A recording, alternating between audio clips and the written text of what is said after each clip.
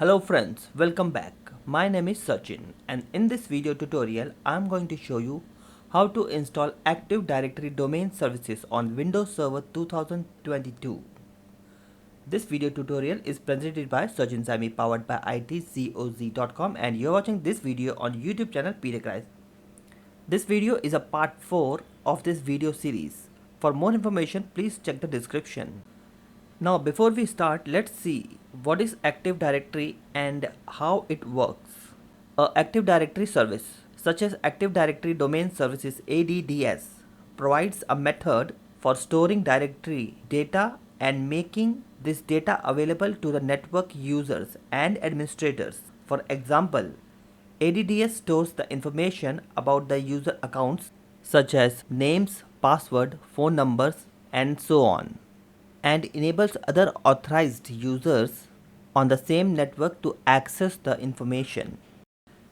If you see below, there is one domain controller and 4 PCs. The domain controller is having 2 users.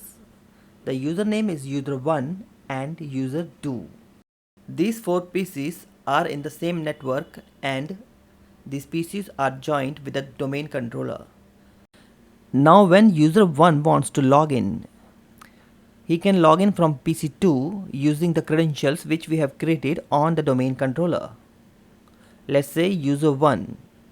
Similarly, when user 2 wants to log in from PC3, he can do that as well. Now let's say user has gone back to the home and came back next day, and now user wants to log in with PC1. He can do that as well because the user is created in the Active Directory domain controller, not in the local system. So without wasting any more time, let's start our tutorial. Before we start, remember this is a part 4 of this video series. In our previous video, you have seen how to install Windows Server 2022 on Hyper V virtual machine. Let me close this window. Okay.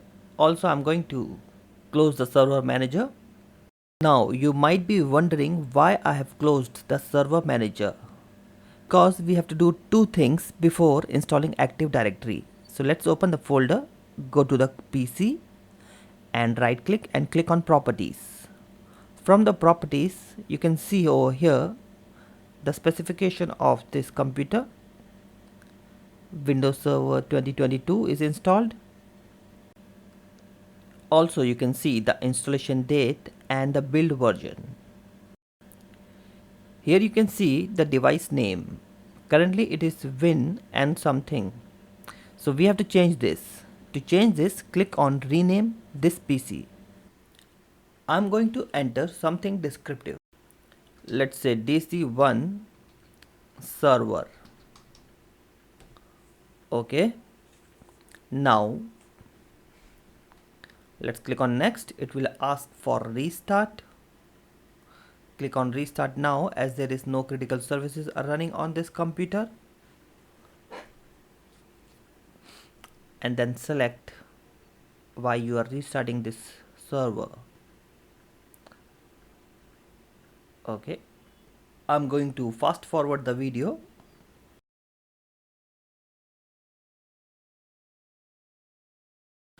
Let's log on to the server once again.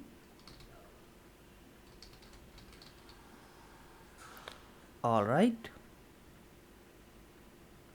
the server manager will open automatically. I'm going to close the server manager. Server name which we have just changed.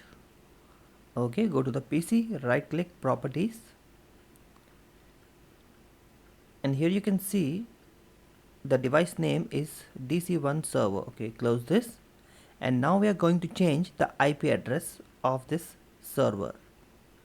Right click on the network icon and click on open network and internet settings. Click on Ethernet and then change adapter options. Double click on the Ethernet icon and then click on details. Currently it is getting the IP from the DHCP server. Let's close this window and go to properties. Click on IP4, again click on properties click the second radio button and I'm going to enter the IP address, that is 192.168.1.40. Press the tab button and then enter the subnet mask. Default gateway will be 192.168.1.1 and the DNS will be 192.168.1.1. Alternate DNS will be 8.8.8.8. To save the IP, click on OK and then close and close. As we have changed the IP address of the server, we are going to reboot the server once again. I have fast forwarded the video so it will not take much time. Alright, enter the password. You are logged into the server, Server Manager opens automatically. On the Server Manager, click on Manage. Then click on Add Roles and Features. Click Next. Role based or feature based installation is selected. Click Next. Here you can see the server name and the IP address of the server. Click Next once more. Now we are on Select Server Role window. Here we have to select the Active Directory Domain Services, which is a second option. You can see the checkbox is over there. Click on the checkbox. Active Directory Domain Services. Alright. Once you click on the checkbox, Add Roles and Feature Wizard window will automatically appear. Basically, it is showing us the additional features which are required by the Active Directory Domain Services, like Group Policy Management, Remote Server Administration Tools. Under that you can see ADDS and ADLDS tools, Active Directory Model and Windows PowerShell. In ADDS tools you can see there is Active Directory Administration Center and ADDS Snap-in and Command Line tools. Now let's click on Add Features. Alright. Then click on Next. This takes us to the Features window. Here also we have to click Next. This brings us to Active Directory Domain Services Wizard. On this window you can see some information. You can pause the video and go through it. Click Next. Now we are on Confirm Installation selection. Here you can see the things which we have selected while installing the Active Directory. So I'm going to click on Restart the destination server automatically if required. Let's click on Yes and then click on Install. So installation is in progress. I'm going to fast forward the video so it will not take much time. The installation is in progress. It took around a minute to install this feature. Once the installation is completed, it will show configuration required. Installation succeeded on DC1 server. Now here you can see there is the option to export the configuration settings. So you can export the configuration setting and then you can run this same configuration on the other server to install the Active Directory. Now we have to click on Promote this server to a domain controller. Here you can see it says additional steps required to make this machine a domain controller. Let's click here. Now we are on Deployment Configuration window. We have to select the deployment operation. So there are three options available. The first is Add Domain Controller to an existing domain. The second is Add a new domain to an existing forest. And the last one is Add a new forest. So we are going to go with the third option because there is no other domain controller in our network and we are going to create the domain controller for the first time in this network. Now let's enter the root domain name in the empty dialog box. So I'm going to enter dc1server.itzoz.com. Now click on Next. This brings us to domain controller options. Here we have to specify the forest functional level and the domain functional level. By default, forest functional level is set to Windows Server 2016. That means all domain controllers in your network should be 2016 or above. If there is a domain controller which is below 2016, then you should select the lower version of operating system. The domain functional level can be higher than the forest functional level but cannot be lower than the forest functional level. Next, you will see to specify the domain controller capabilities. First, you can see the domain naming system DNS server checkbox is already selected, and the global catalog that is also selected by default. Now below you can see we have to type the directory service restoration mode password DSRM. Normally this password is used to recover the Active Directory database from the recovery mode. Let me quickly enter the password. Alright, click next. This takes us to DNS options. Here it says the delegation for the DNS server cannot be created because the authoritative parent zone cannot be found. Let's click on next. Alright. Currently it is verifying the NetBIOS name and we are going to change it if necessary. So here it says the default value for the NetBIOS domain name is already being used. So one alternative name have been suggested by the computer. The name is DC1 Server 0. This has happened because our computer name is DC1 Server and also our domain name is dc1server.itzoz.com. Let's see if I remove the 0 what happens. Okay. In this case we get an error saying the NetBIOS domain name is already being used. So we are going to go with the suggestion by adding 0 at the end of the name. Now let's click next. This brings us to the path window. Here we have to specify the location for the ADDS database, log files and sysfall folder. As this is a test system, I'm not going to change any path for the folders. Let's click next. Now we are on review options window. Here we can review the selections which we have made in previous tabs. So if you think you want to change something, you can just click on previous and change it from there. Once again, let us click on next.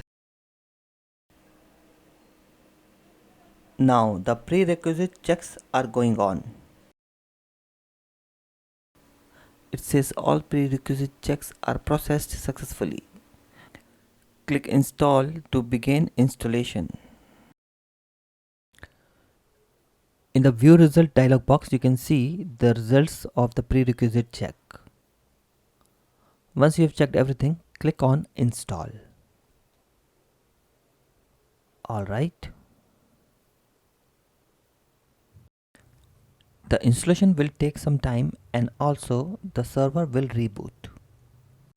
I'm going to fast forward the video so you don't have to wait for long.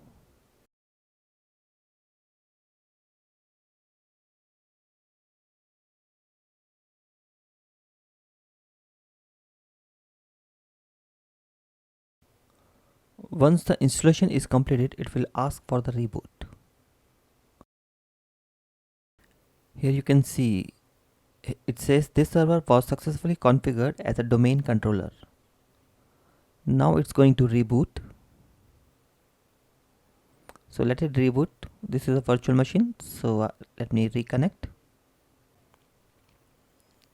It is booting up.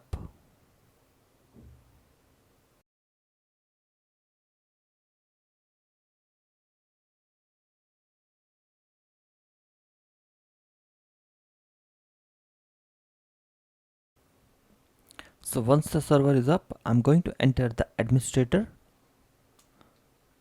That is our username. And then I'm going to enter the password.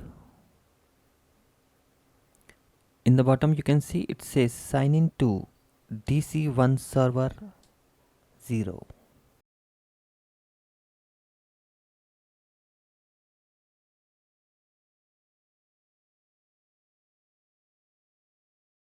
Password, click on the arrow symbol.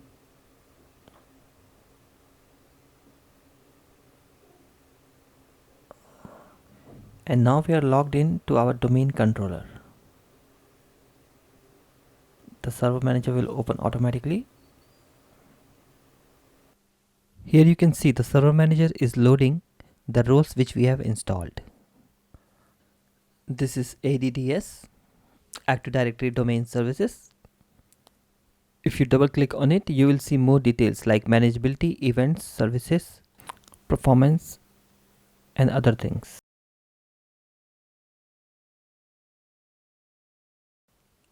Now let's go to Tools, and here you can see Active Directory Admin Center,